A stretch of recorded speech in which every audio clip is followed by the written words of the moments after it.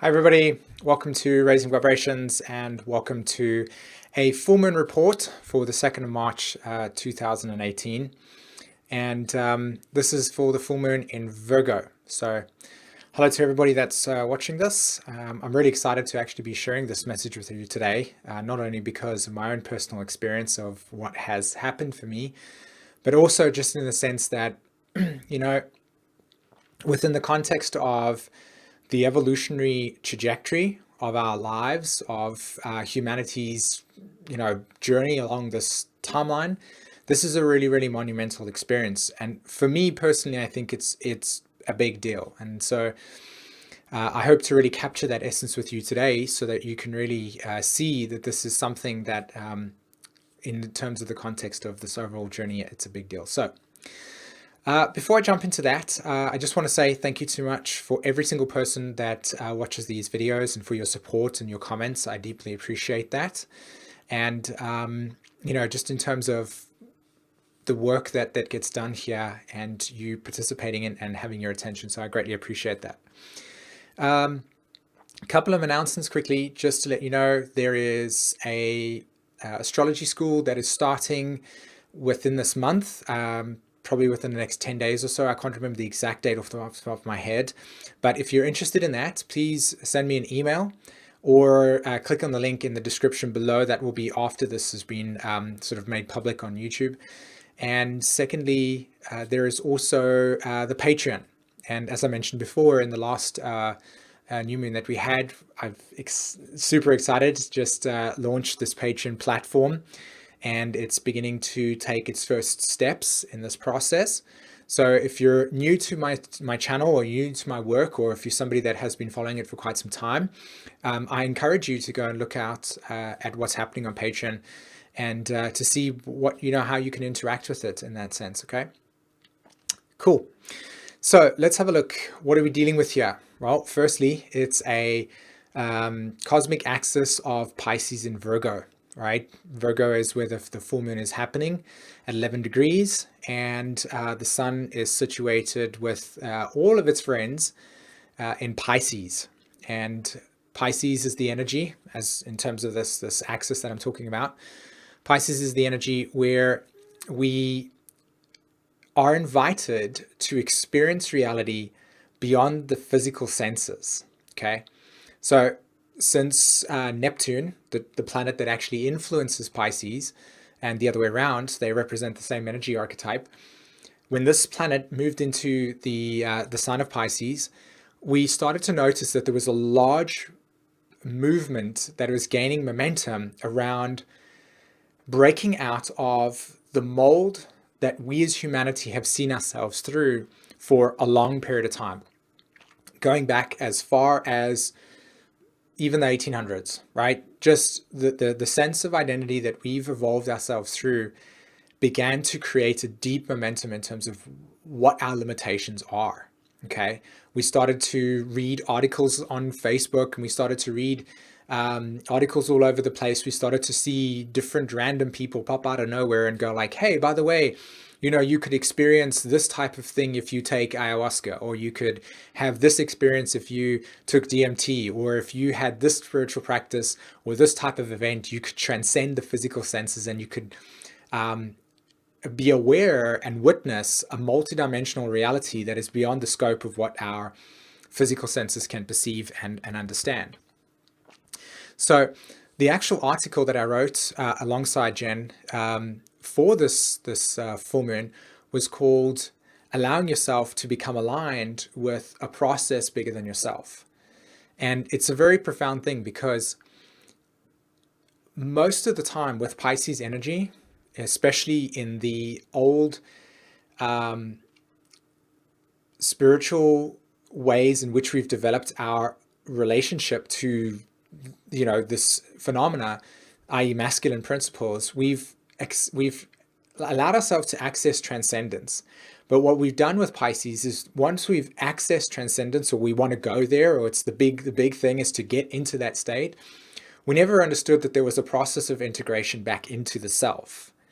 And so what we did as human beings is we created this idea that to experience life on Earth is to reach this ultimate plateau of enlightenment. And this is this Neptune archetype, because contained within the Neptune archetype is the totality of everything, consciousness itself. It permeates everything. And our relationship to one understanding that through that archetypal structure has led us to create a perception or truths of reality in which we seek that. And it's not a coincidence that humanity has actually been evolving for the last 2,000 years through the Virgo Pisces age. Now, what does that mean to somebody that's going like, what do you mean? Well, according to the nature of the precession of the equinoxes, according to the nature of how we have our relationship to spiritual transmutation through the astrological signs, we would spend roughly 2,100 years traveling through a pair of signs, right? The Pisces age, next is the Aquarius age, and so on. And within the context of the 2,000 years, there is also a sub-age, which is Virgo. And the simplest way that you can actually validate this in terms of what this has been for us as human beings, and also how you can emotionally relate to this in your day-to-day existence, is firstly, you would need to go and explore a little bit about what the nature of Virgo and Pisces is about. But for the simplicity of this video, the nature of this archetypal structure is experiencing God through perfection, understanding the relationship to God in a non-physical form, and then bringing it back into the physical. Okay, so with this Virgo Pisces axis that's took place for 2,000 years, and we're evolving through it, what we have done is we've formed a relationship to a existential savior, Pisces, savior complex, that has allowed us to see ourselves basically externalizing our sense of identity to something outside. And then what we've done is, in relationship to that, we have developed our truths. And through that process, we've realized, or we have created a reality of separation. Pisces is the archetype of separation as well. And so what we're dealing with here is, through this duality, through this process of wanting to merge with the one, we've also created the separation. And within that separation, we have created these things that spirit and flesh are antagonistic, i.e. that they are not bonded together, the Adam and Eve story. So what we deal with here right now in terms of our human evolutionary healing, and what we're trying to make ourselves feel whole again, where we have convinced ourselves that we're not, is through accessing these higher states of awarenesses, staying there, and then not bringing that knowledge or awareness or a transmutational presence back into ourselves. So transcendence meant going out, versus actually going out for a small period of time and then bringing that back into the self, and then living in alignment with that process.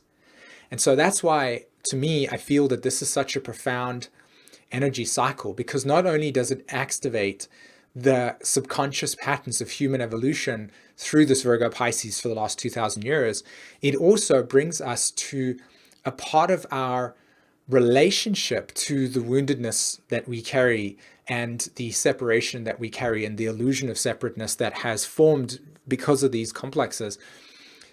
This activating it, i.e. bringing you back to yourself, this realization, this awareness, this understanding, this full moon has really brought up to us.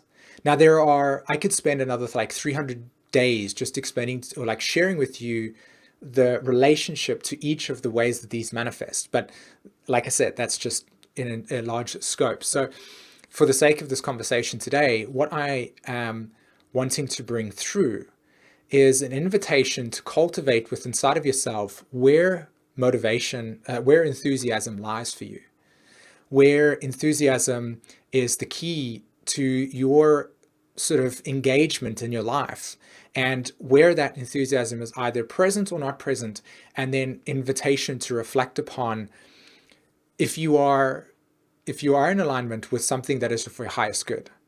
Now, again, the world is huge. There are millions and millions of other possibilities that exist outside there.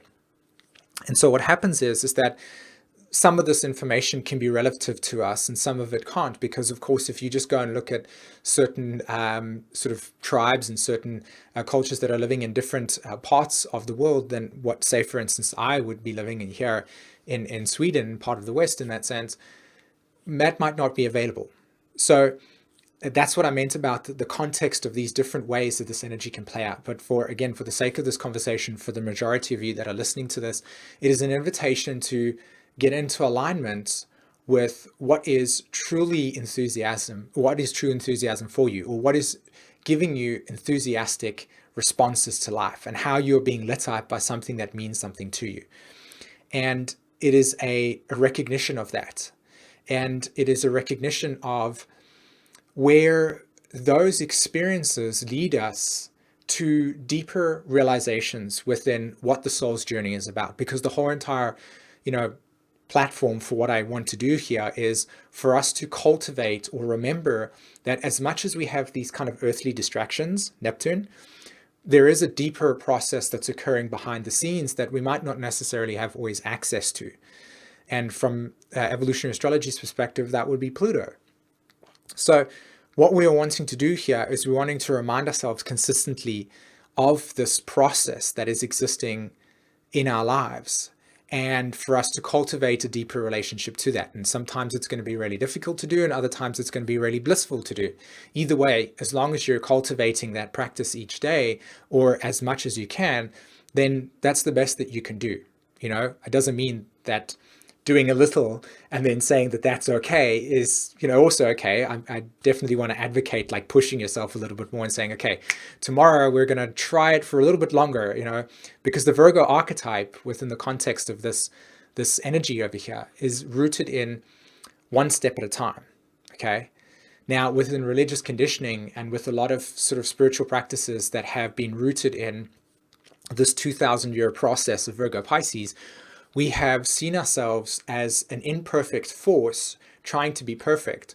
So each subconscious choice making that is influenced by the conditioning of our psyche through the reality that we see, we feel that we need to attain something, right? We need to reach at something. And so through practices, we attain that, we achieve that. And I'm inviting a different approach to it, where it's not about trying to achieve it, but more along the lines of remembering. And the difference being that there's not something that you're seeking outside of yourself to become whole.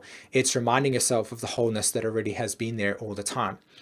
And so a big part of that process is seeing the Virgo archetype and the one step at a time as today, in, say, for instance, 10 experiences. How have those 10 experiences allowed me to feel fulfilled and in alignment with the values that are what I subscribe to? And am I cultivating nourishing awareness for myself? And, like I said, there are many, many, many, many opportunities in a day in which this process can occur. So it's really up to you depending on what your day is like. Like, for instance, for me today, I don't think I would have actually had that as much as I would have liked to. It wouldn't have been idealistic. But in the moments that I did try that out. And I actively was conscious of how is the soul's journey as a part of the bigger picture bleeding through into this current moment right now, and how is that reflecting back to me what experience I want to deepen. Okay.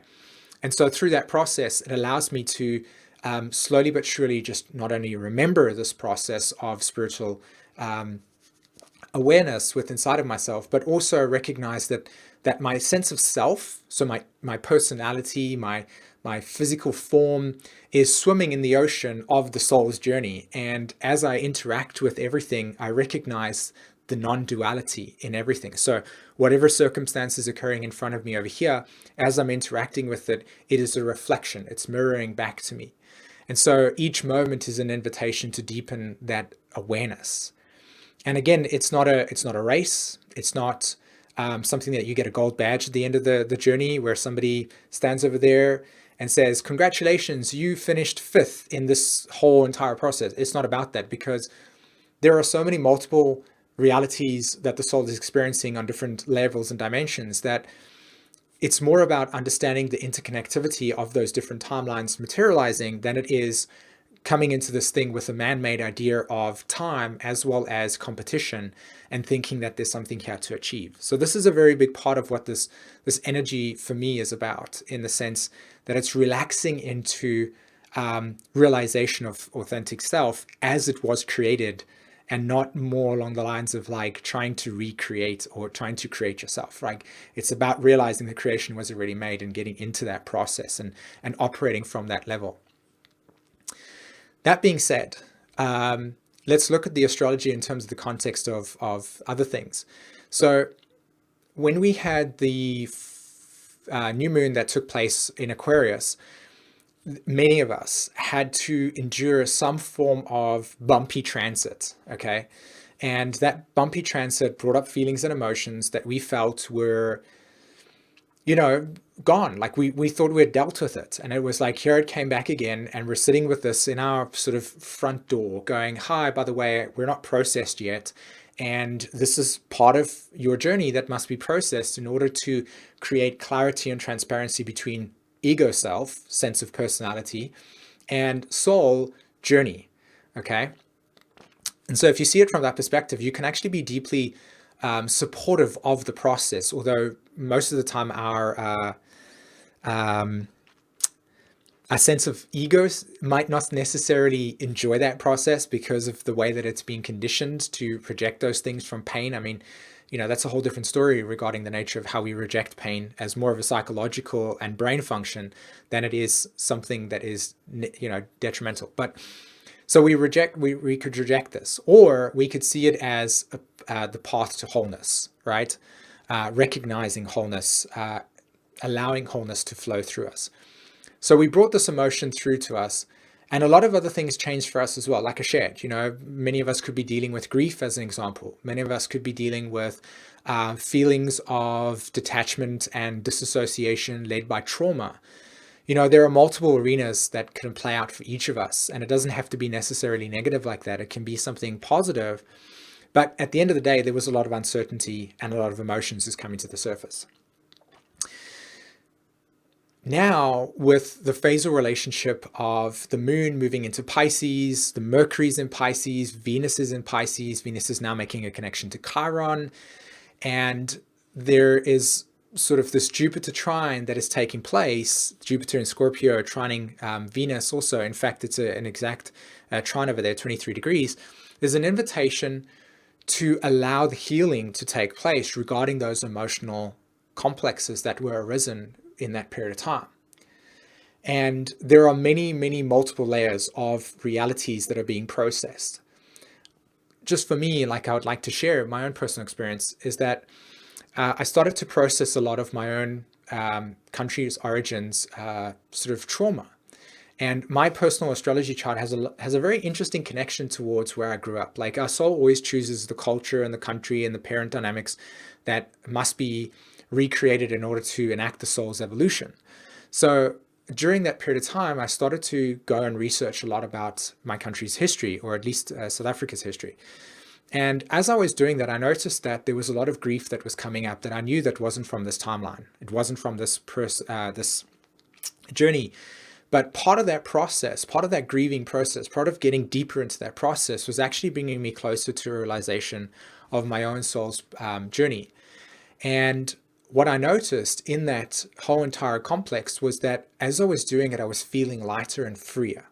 I was feeling freer of the internalized judgments and persecutions and layers of guilt that my soul would carry from different timelines that would bleed through into this experience that, from an ego's perspective, I'd go, okay, this must be this life, right? But it wasn't. And it was profound because it gave so much information and so much awareness in the context of what this life is about for me. And that's again why I feel like it was such a profound energy cycle, because if we were really sensitive to understanding the nature of our humanity and also what it means to be a soul experiencing itself here on this plane, then the more open you are to this, the deeper the awareness can arrive from these other places that bleeds through into this lifetime and says, hey, it's not just this one story that you're here to live, like wake up and do this. There's multiple things, and that transcendence and accessing that being brought back into the body can actually change quite a lot. And so for me, a lot has changed in that sense, especially with my relationship to those dark dynamics. So a very profound thing. And of course, the Pisces energy with the trine to Jupiter will allow you to access that, because not only is Scorpio and Pisces a water element, it's also the nature of our psychic abilities. So that capacity to tune into something that is that profound and yet so deeply part of our story can allow for that accessing, for that emotion to move, that water to move, that cellular memory to actually be transmuted. And it's not a joke when I talk about cellular memory actually being able to be transmuted with the symbolism, because not only does cellular memory correlate to the archetype of Scorpio, but it also has a very strong connection to the totality of the being Pisces, and how like karmic dynamics are merged with the physical form, and how that emotional complex is actually crystallized. And so our cellular memory within the water, i.e. the body, Pisces energy, and the karmic dynamics, Scorpio, RNA, DNA, are bonded together. So there's a very profound thing of shedding. And that's another thing that was really, really big for us, was as well, is that each of us has an opportunity to shed that identity that no longer works for you anymore, that no longer is you. Do you understand what I mean? It's like the whole entire process of, processing through that grief and through those dynamics that were held on. They actually, now follow me with this process. Each and every single one of us has this, okay? Because it is the nature of the soul's journey in relationship to the soul. When we have karmic dynamics that come through into this lifetime, i.e. that they recreate themselves in this lifetime for the soul to confront and to process through, it's very easy to identify with a past dynamic as if it's happening right now, because the ego, when you're identifying it through that perspective, is limited to this time and space. So therefore, from the soul's perspective, there isn't any of that. This is this whole process of Neptune.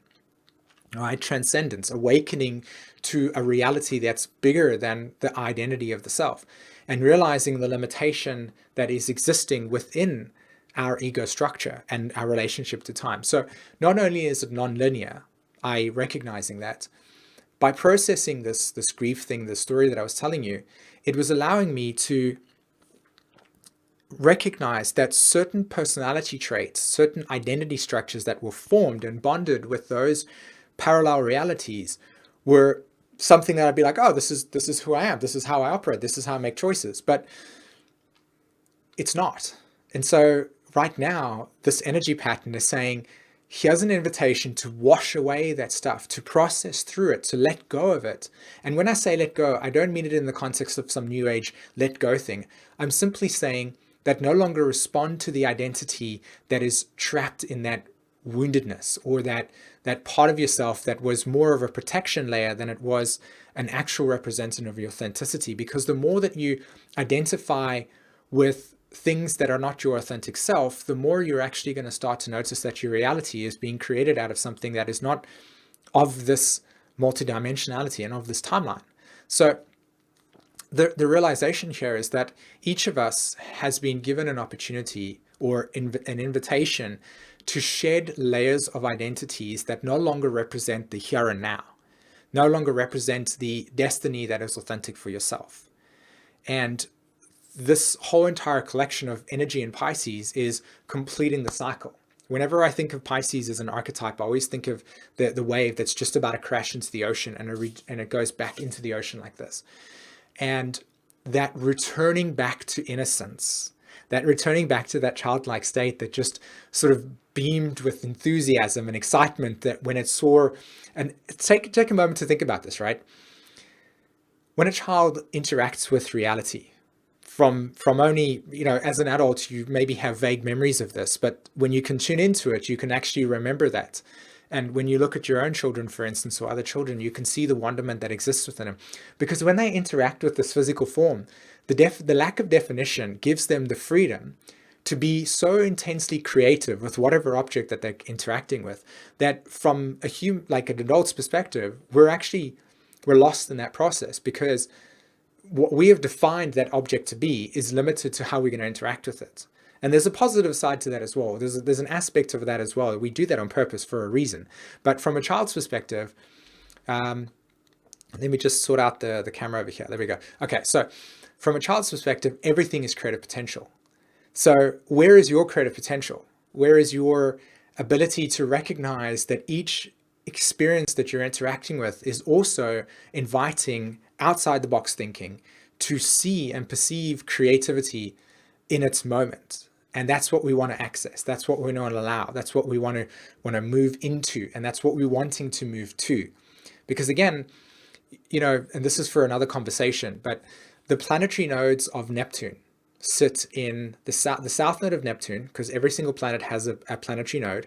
The south node of Neptune sits at between 9 and 14 degrees Aquarius, and the north node of Neptune sits at obviously the opposite in Leo. So the context of human evolution from the perspective of spirituality has been moving through this Leo Aquarius axis. And as Pluto, well, not necessarily Pluto right now because it's too much to think about, but as we recognize the innocence within us, the ability for us to see our egos needing validation through a vanity complex can start to diminish. And we can start to really truly access the purity of what it means to be human from the perspective of the heart and heart resonance, and to operate as adults, which is creative intelligence versus intelligence in ways that, because as a child, especially a toddler, for instance, they have an abundance of energy. So to them, they don't mind wasting energy on something that is random, because to them, they'll just wake up and be like, hey, I'm on again. Whereas when we get older, we can invest energy into something, but that youthfulness starts to diminish. And so therefore our creativity becomes intelligent. Where do we invest in something that's fruitful for us and allow us to breathe fire, Leo, into that existence, to breathe fire into the body? So the North Node in Leo and the Moon in Virgo is inviting the creation process to materialize, that love creates. And that when love creates and bonds, unity, we are actually allows us to merge and form whatever it is that we are seeking within our hearts, that we are wanting to express out in our hearts as well. Does that make sense? So that's what I see with this type of symbolism. The last thing that I wanted to talk about just before we end this today is that Mars is also making it's making exact balsamic phase relationship to Pluto, which means that within the context of evolutionary dynamics, the Mars-Pluto cycle is what enacts and grows our evolution. And that phasal relationship is coming to a close, which means that for the last 2 years, we've been operating through desire natures that have been linked with the original source 2 years ago. Now, as Mars completes that cycle, we're going to reflect upon the nature of what these desires have been like for that. And then eventually at some point when Mars does hit that conjunction, which I'm not too sure, maybe in about 3 weeks' time, we will actually reach a state of like, wow, okay, so where do we go with this energy? Boatloads of energy, new direction, new infused. And I wouldn't be surprised if that's when the sun is now fully in Aries, and we've got the spring that will be arriving in the northern hemisphere, for instance.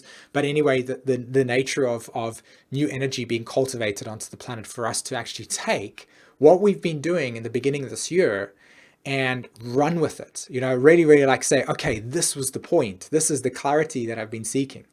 So exciting times in that sense, but not to also diminish that there's a lot of, sort of chaos. There's a lot of sadness. There's a lot of destruction. There's a lot of trauma that is also being witnessed on the outside there. So I invite everybody to reflect upon the nature of compassion for not only what we have as abundant in our lives, but for other parts of the world that doesn't have that. And that how can we take a small point of our day or a small moment of our day to invest in something where it's devotional, i.e. that if you've got something, like I said, you've got a roof over your head, you've got something over here, just to contemplate or reflect upon or feel an invitation to give for the sake of giving, just to where another person's reality can be on some level experience what you might have. And again, this is the opposite of guilt, because this is the whole entire process of this Virgo Pisces, guilt in this experience. I'm not inviting guilt here. I'm inviting the capacity to hold space for where people have less, and less through circumstances that are outside their control, Pisces. And to just recognize that, whether you feel compassion and empathy for a moment in that sense, and you allow yourself to be influenced by that, or if you feel like doing something about it in that sense, whatever it might be, embrace that Pisces energy in a very profound way. Okay. All right, my friends, thank you so much for sharing your attention with me today. I deeply appreciate that. I hope you got a lot out of this conversation today. I most certainly did, by just sharing it.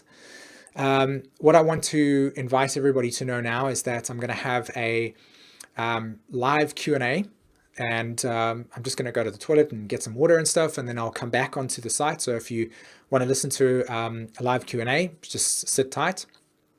But I'm going to do that, and I want to encourage you that on my Patreon page, if you go and subscribe to the Jupiter member, you will have the opportunity to write in the comments questions that you've got. Okay, so come onto Patreon, check out the Jupiter member, subscribe to it, and then you'll see that there's a post on the Patreon that says, "Hi, we're having this Q&A," and write in the comments there. And I invite anybody that is already a member of the Patreon, that is a Jupiter member, to go and write your questions within that post, and I'll be able to respond to them there. Okay.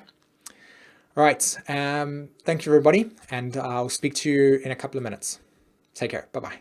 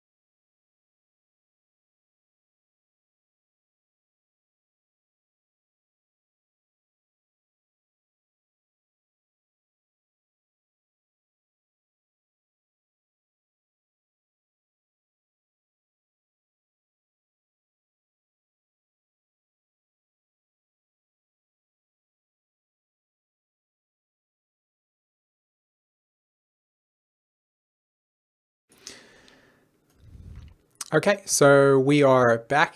Everybody can hear me? Okay, sound looks to be working. Right, so let's have a look. Busy looking to see some questions on the new and full moon.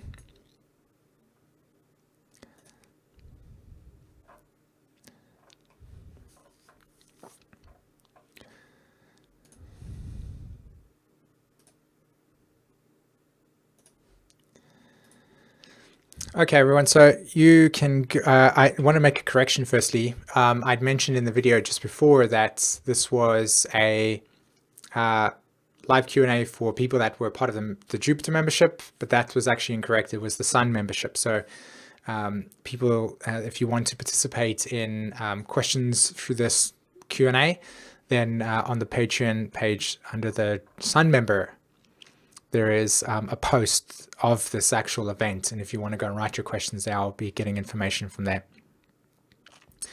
Okay, so if there's nothing happening over there, I will be happy to ask, have some questions in the YouTube chat. Okay. So I have one person that's actually asking there. The question is, if we are aware of the enthusiasm inside us, but we cannot truly and fully align with it due to the external factors, structures, and commitments we are bound to or need to complete, how should we approach and deal with this current turbulence and chaos?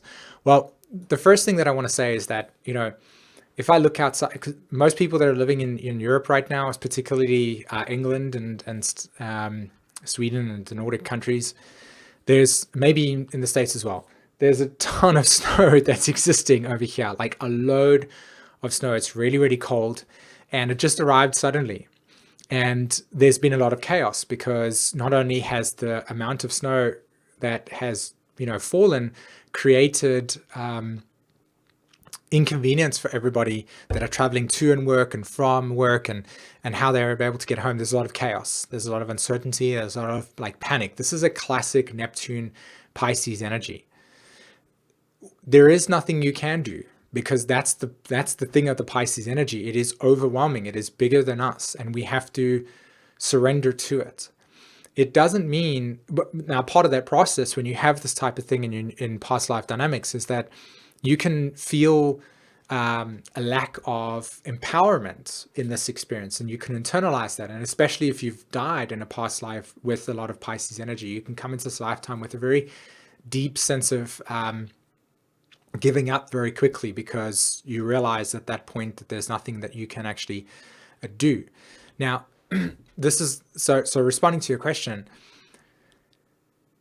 allowing the natural ways that things are set up to unfold for you is what you have to do right now. And there can be personal dynamics in your birth chart where those blocks or limitations can be set up to experience in order to confront whatever limitations there are and to evolve out of. So there are many ways that this can play out, and it can be something that is more personal to your story. It can be something where the timing is not right, or it can be a simple matter of recognizing the types of emotional bonds and attachments that have been made and choices that have been made that now are reflecting back to you the limitation and lack of freedom that you have to invest into your time.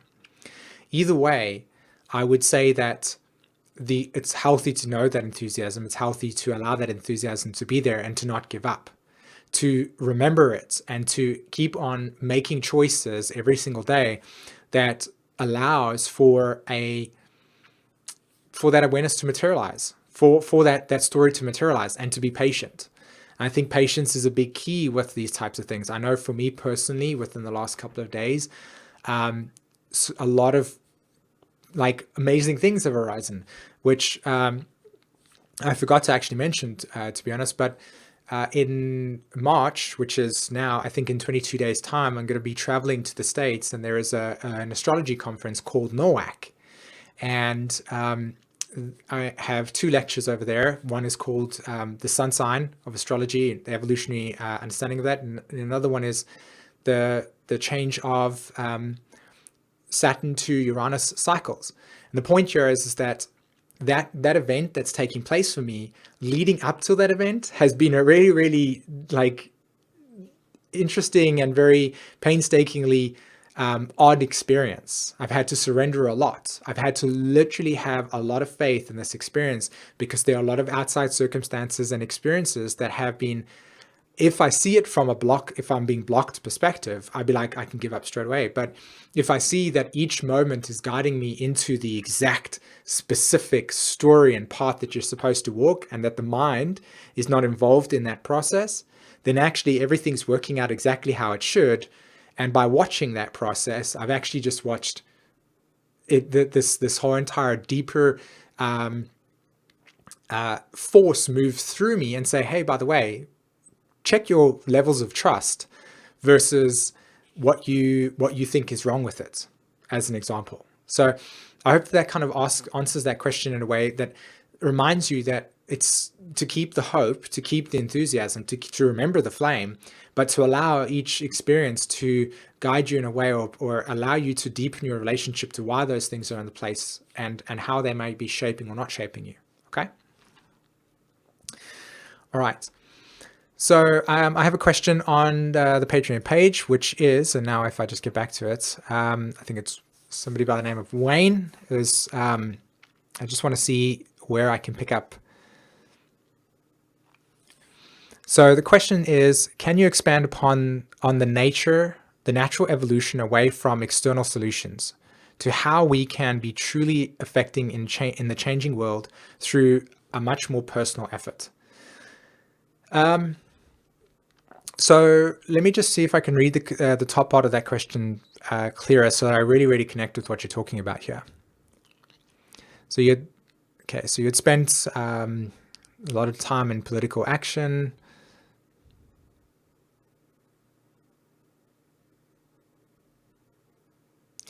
Okay.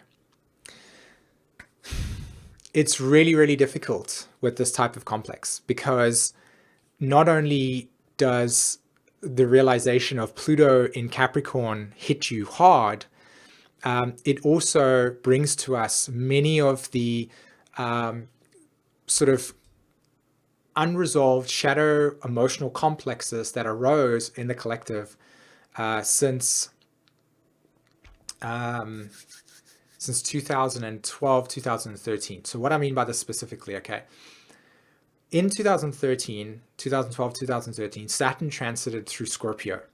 And Scorpio represents the archetype of the subconscious reality that we have, okay, alongside Neptune.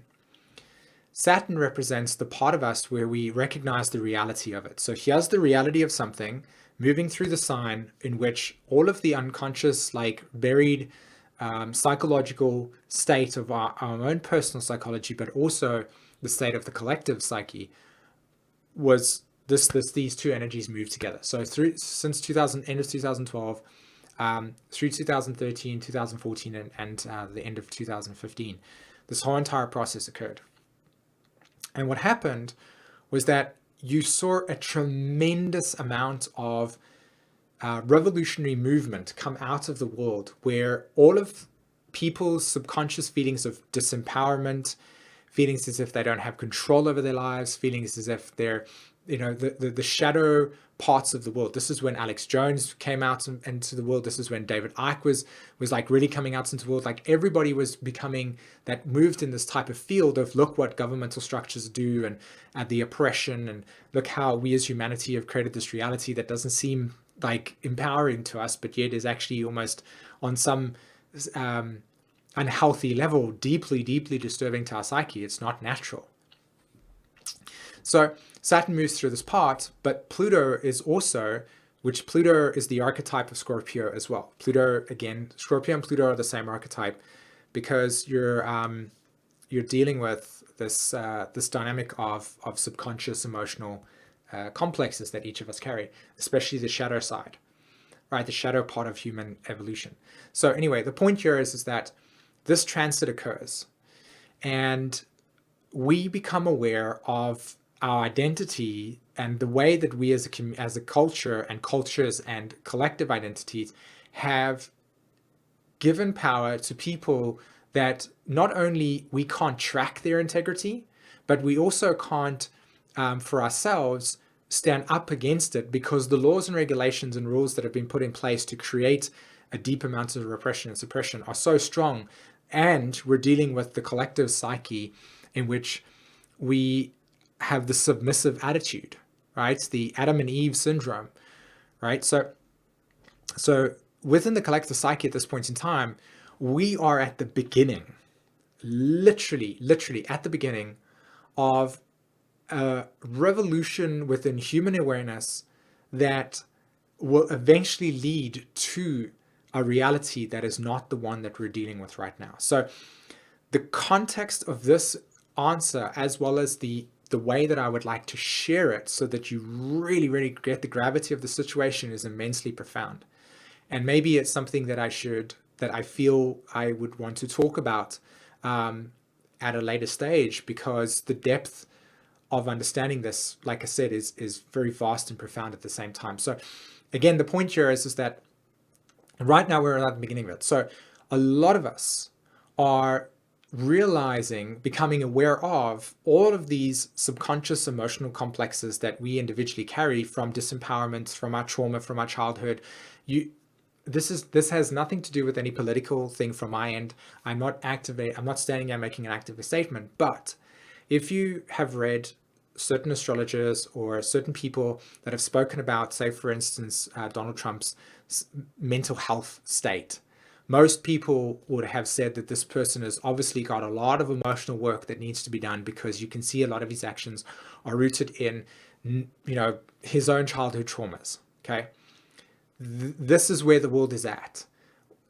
Contextually, we are unhealthy and we're trying to heal ourselves. And this was the point of this whole entire full moon experience, is that we're trying to get into a state of recognizing where the separation, the splintering off has taken place, and we're right in the beginning.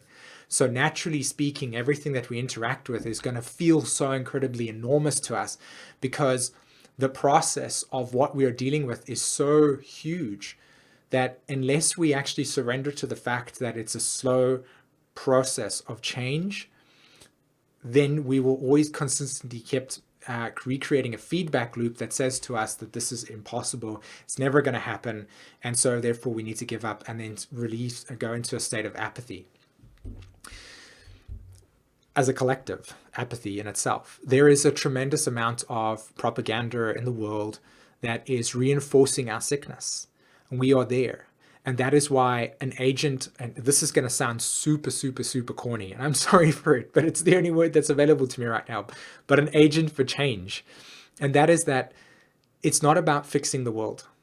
It really isn't. It's about becoming aligned with what is correct for you, and then consistently at each time planting little seeds of growth within areas where there is healthy ground, and then being somebody that not only inspires that seed to grow into something that will produce more healing, but also for you to recognize that you also have a seed of beauty and wholeness inside of yourself that can be invested in somewhere. And so if your line up until this point has been blocked and squashed, etc., it's an invitation to let go of that identity and to seek another way to reinvest your sense of integrity that is aligned with something deeper and more profound and more nourishing and more humane, and placing your attention there and being pockets and creating pockets of change, just inspiration.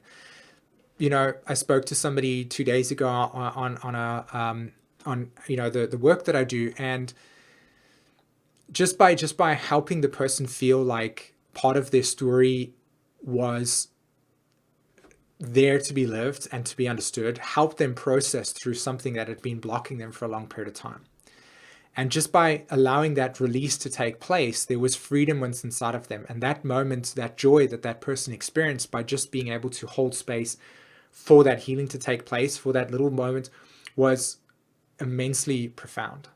And it could consume your whole entire day, where you feel this need to just be more and more deeply empathetic and compassionate, not only to yourself, but to the parts of ourselves that have been so, affected.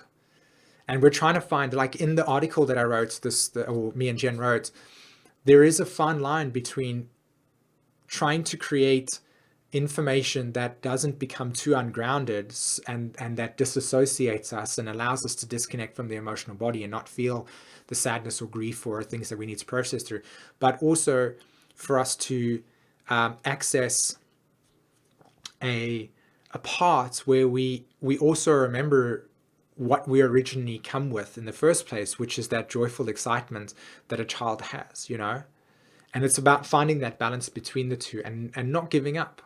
Not say, for instance, you might be going through a Saturn conjunct 12th house transit or something like that, and for a period of time you're going to feel defeated.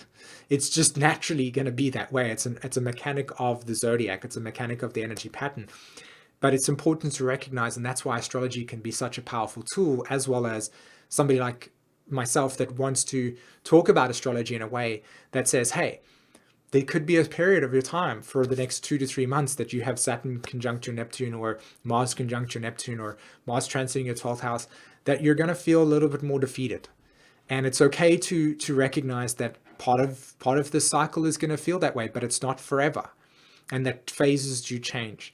And you're always going to come back and say, hey, okay, so this is my next attempt. This is my next adventure into whatever it is. But always remember being true to yourself, because if I had decided right now that, okay, this was completely, I shouldn't be doing this, and I go and tried and plant, like use my advice or use my sharing to go and do it somewhere else in something that I don't feel emotionally and spiritually connected to, it's not going to help, because then it's just going to be a mental idea of, okay, Simon said I should try this and go and plant trees here, but I don't feel connected to this process. It's not about that. It's remembering and honoring what's correct for you in that sense. And that might take some time to get to, which is why, again, this is not a race. And we're so conditioned to think that there's a start point and an end point, and we've got to get there as fast as possible, or in the most way, like the most successful way, or whatever it is, the nonsense that we tell ourselves that we think we should be doing. And to really get back into a state of, it's almost as if we're not actually traveling anywhere. We're just awakening layer upon layer upon layer upon layer of awareness that ultimately can spread, and is spreading and the spreading and the spreading. And to trust the natural way that this evolutionary cycle is going. Like, no human being on Earth is going to ever, in a truthful state, go, oh yeah, I can control the solar system's planetary energies. I can control my Pluto transit over here, or I'm going to make sure that cycle is not going to happen. It's like, that's the ego, right? We need to have that control. We need to have that sense of empowerment, because if it's not there, it's damaging. So coming back into this process of your question again around how do we interact with the world that doesn't seem as if it's changing, and not maybe giving in that that process of interacting with the world that doesn't seem like it's changing. It's about coming back to yourself and recognizing that we have energy here. This energy is what you can contribute, and that's what Patreon is to me. That is literally what Patreon is to me. It is a place where I've said, okay, look, this is the world that we're in. This is how it operates right now, and this is the way that I can consider to give and to receive in a healthy, balanced way, that everything is sustaining. That this is a place of sustainability that we can all feed off, that enriches us every single time and reminds us of the capacity to enrich us every single time, and to make connections and to form bonds with people that think along the same lines as us, so that when we are interacting with people that are like-minded, the people that are supportive of our process, the chances of us giving up because of constant reinforcement from the outside world saying that this is going to crap is a lot easier to deal with. And I think that one more thing that I wanted to talk about as well was two things, actually. One was coming back to the Saturn thing, and which I noticed that there was a lot of ungrounded emotional projection where our relationships to the father figure were not established in a way that was deeply healthy. And so what we would do is it would be easier for us to blame the outside world for our disempowerment than to recognize that our responsibility for ourselves, even though there's this category, sorry, there we go. Even though there is a part of the world that actually places so much responsibility on you that you almost feel as if you walk around with this stuff on your shoulder going, or shoulders going, you know, it's just my responsibility. Whereas it's not really. And that's another discussion as well. So I want to kind of keep it back to this thing here about recognizing responsibility for your life and recognizing where we separate ourselves and place the security and the choice of our lives to be outside of ourselves. And we've all been there. We've all subconsciously placed an event or an experience outside of ourselves and then felt the disempowerment when we've got the karmic feedback loop. And then through that karmic feedback loop, we have reinforced to us that, you know, this is pointless. Whereas really we can always be creative in seeing ways to make change that is deeply nourishing for ourselves and for anybody that's in our close contact or anybody that's around us. So that Saturn transit through Scorpio from 2012 to 2015 was really an eye-opener into not only Pluto's transit through Capricorn, which was the realization that there are powers, there are structures, there are things that we have individually and as a collective subscribed to that ultimately have reflected back down to us saying, look guys, this is a bit crazy now, and I think we need a paradigm shift. And it's happening. It's happening whether we can see it or not. It just depends on what you're looking at. You know, it depends on what you're looking at as well. And that was the second thing. It was you can look at this the state of the world right now, and you can see that there is an incredible amount of chaos, and think to yourself, yeah, it's true. There isn't any change. Or you can see that right now, this transition that we're dealing with on a more multidimensional level, i.e. something that's more profound than what our ego can perceive, is actually moving through us. And a lot of the chaos and upheaval is because there are pockets of people just wanting to change. So Jacqueline in the Patreon is asking your ideas on Uranus and Taurus. I don't want to go too deep into this process because it is a video and a whole entire spiel of things that I want to share with you guys around it. But you know, at the end of the day, Uranus and Taurus is going to be a really, really interesting thing because everything that we have experienced with Uranus and Aries needs to be grounded into something that actually has more validation to it. So when Uranus moved into Aries, it created a whole entire big bang of new evolutionary cycles that had taken place for us, right? We broke out of things.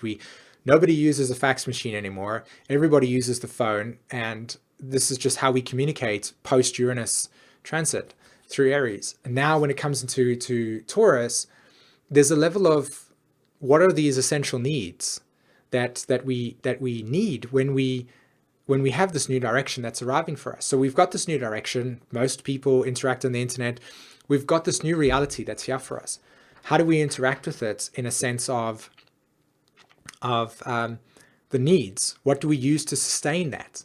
It's all great an idea that we've got these ideas and we're projecting them into this reality, and I'm having this Patreon thing over here and it's all just fantastic, but what do we need to sustain it?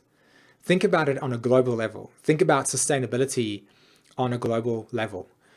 Think about the last time that Uranus was in Taurus and we dealt with the Great Depression, especially from in this year cycle. So I think that Uranus and Aries, Uranus and Taurus is going to bring us on many different levels sustainability to what we have created and cultivated, i.e. the ideas that we've brought forth here and what we've initiated and what we've put into place on that level. And then I think that Uranus and Aries is also going to reshape the way that we understand our relationship to nature and what are resources for us and how do we interact with the resources that are here and how do we recognize depleting resources versus resources that can be created, Uranus, outside the box that are supportive. So right now in Sweden, I'm very, very happy to know people that are busy starting a business right now, and they are encouraging everybody, well, not encouraging everybody, but working deeply at using solar energy. Okay. and recognizing eco-friendly energy cycles, right?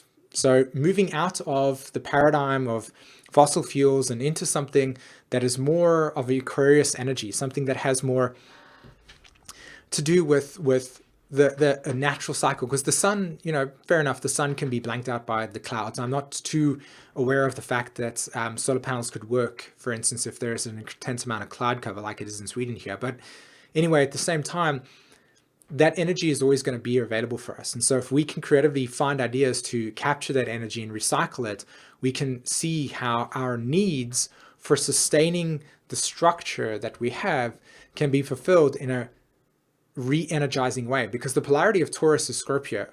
And Scorpios, and for everybody that has subscribed to the Patreon, I've just finished recording the full moon through the houses video. So each of us, wherever the new and full moon has landed. So, and I talked about the Scorpio Taurus axis in that video, about how do we learn to recognize that sharing is a part of giving to us, and giving can also be sharing, and both of them interact with there because it's a regeneration cycle. So how do we learn to regenerate ourselves with Uranus and Taurus in a way that is intersupportive, not supporting a sort of pyramid scheme in that sense, going up to one person and that person doesn't distribute it to anybody but keeps it for himself? That is not sustainable, right? So that's what I think that Uranus and Taurus is going to bring us, the need to recognize that if we are to build a reality that is sustainable for us, what are those needs associated with, and how are we going to create a structure and a society around that? Because if you notice, Pluto will be moving through the final 10 degrees of Capricorn. So, everything that Pluto did in 2008 up until right now has literally completely destroyed and told us that this no longer works for us anymore in terms of the context of society. Now we need to rejuvenate it. And how are we going to restructure that? How are we going to rejuvenate it? How are we going to play out in a way where we recognize our human impact on our ecology? How do we recognize the impact on Earth as a race that lives through waste and consumption? How does Uranus and Taurus bring us into awareness of creating sustainability through the new ideas that have been arriving for the last 3 to 4 years? Okay. Cool. So another question from Jacqueline, which is a really good one, to be honest. It says, why has patriarchy suppressed our desire so much? It is a good question. And I wonder if that maybe is a video more than something that's related to this Q&A. And I know that I was not sure about that, but if there are any questions that are relating to this full moon particularly, or anything that's around that, I'd be happy to respond to it. Otherwise, I'll jump onto the question from Jacqueline about that, because it is a really good question. And I see there's a couple of people in the chat. I see Body Talk Minneapolis, Nathan, or how you doing? Hope you're good. Know thyself. How you doing? Philip, how you doing?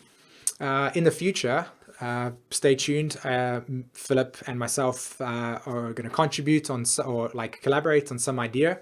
As soon as I've got everything sort of sorted out and I'm in a kind of flow at this point in time, we'll chat and we'll sort out some cool idea. And that will be another sort of Uranus and Taurus thing. How do we collaborate to create, how do we take our resources together and say, hey, if we combine resources together, look what we can create, as an example. So hope you're doing well.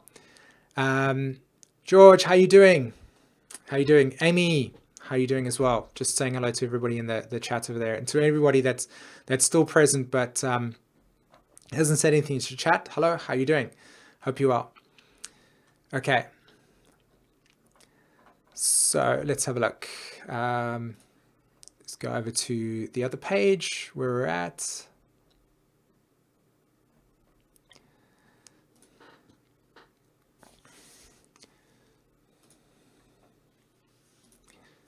Okay.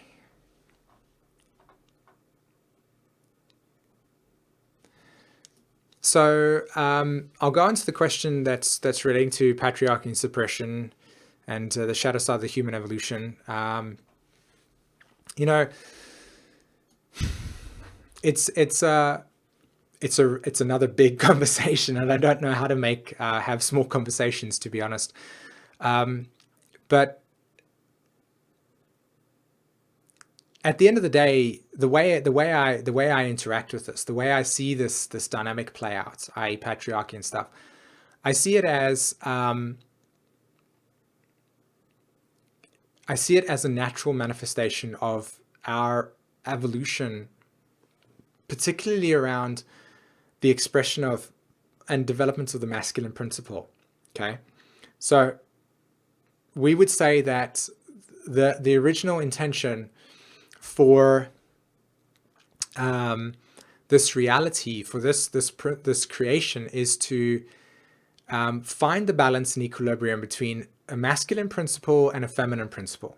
Okay, so let's just break this apart. Let's just go feminine, receptive, water energy in that sense, very much just there in existence, the ground, the earth, the darkness. Okay, female genome, the archetype of yin, the archetype of the night, the archetype of the moon. This is something that you can absolutely validate, feminine principle.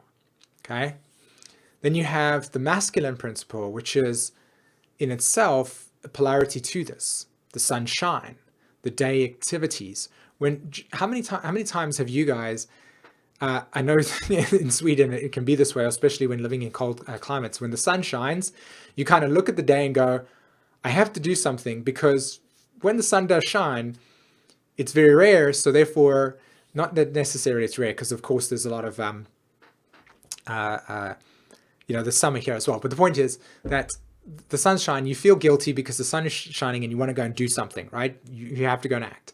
Masculine principle, yang energy, male form, moving towards something. The boat that is sitting on the ocean being the feminine and holding the space for the boat, and the boat being steered by a captain that is moving in a direction. You see this? These principles are here. You can see them. You can see it in nature as well. Now, we both are, the masculine the principle and the feminine principle are both within the human experience, okay? We might have a masculine definition relative to the soul's desire to experience that, or you might have a feminine definition, and that's relative to the soul's experience as well. But essentially, we have both inside of ourselves. The holisticness exists there.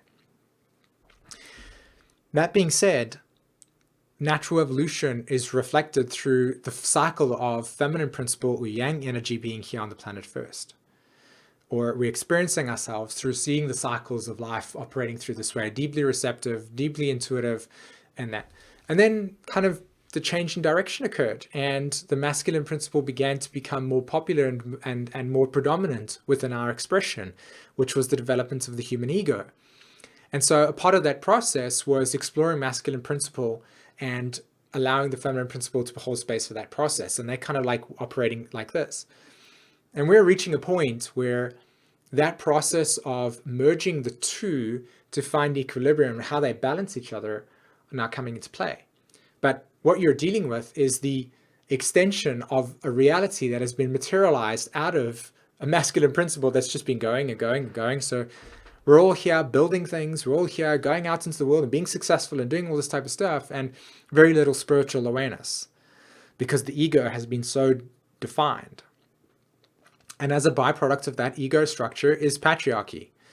And it is there for oppression. It is there to control the dominance. It's part of the masculine principle in its sense, and a healthy expression, but it is there. And what we have materialized in response to that dynamic is that's the product of it. So what we want to do is we want to respond to that with what is trying to move into and through the planet and will eventually take over.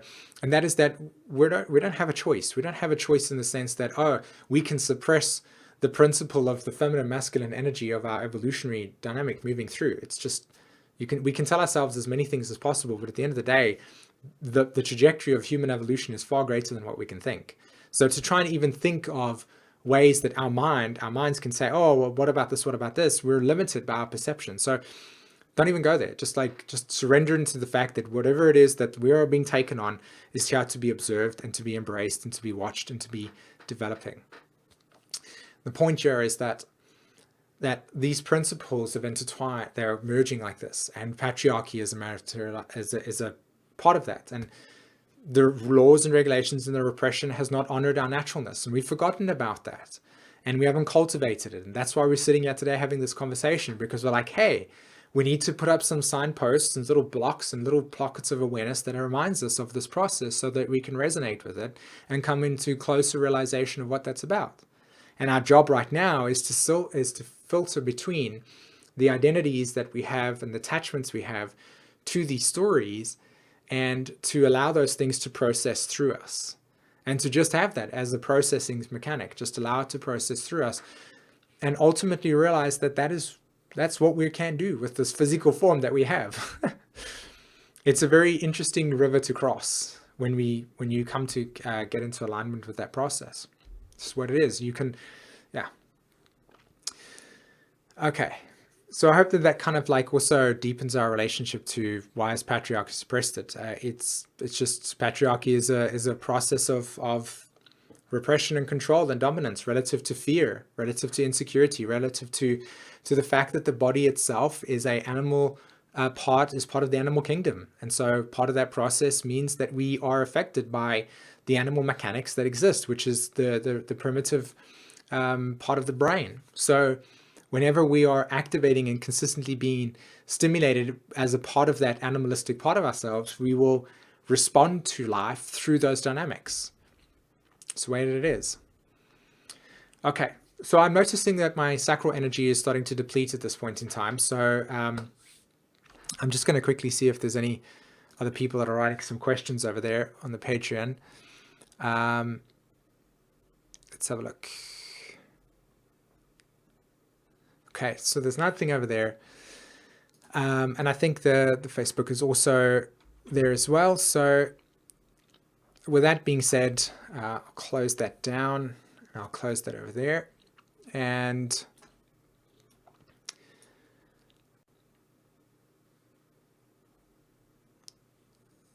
so let's have a look. Okay. What type of questions can I answer for this full moon experience? I think the message is pretty clear in terms of the video that I shared earlier. In terms of the context of current energy alignments at this stage, I would say that a lot of clarity is beginning to merge for us right now in terms of the specificness, the scope of what the beginning of January was about. A lot of what was December about is also coming into clarity in terms of metamorphosis. And I think that Jupiter's going to go retrograde really soon, so which is going to be a big impact for us, because of course a lot of what has been occurring for us during this period of time has brought belief systems and truth, and we want to change that. So Jupiter retrograde is going to bring us something interesting in terms of going backwards into Scorpio, revisiting old stuff and looking at it from a new, deeper perspective. So yeah. All right, everyone, I think I'm going to sign off with this over here because, like I said, my throat's starting to tire out, and also sacral energy is running out. But I really hope that this was nourishing and thoughtful and profound and provoking for you. If you would like to contribute more to questions and answers, which I'll be having every full moon, you can go and join the Patreon page. It's the Sun member. And if you feel like that's something that you want, and for those of you that are part of the Jupiter member, there is the full moon through the houses video that I've recorded. I'm just going to edit and I'll upload for you as soon as possible. Other than that, thank you so much for your support. Thank you so much for all of your time to be here. I hope you appreciated this a lot, and look forward to reading your comments in the YouTube. Other than that, guys, have a wonderful week, and I'll speak to you again, okay? Take care. Bye-bye.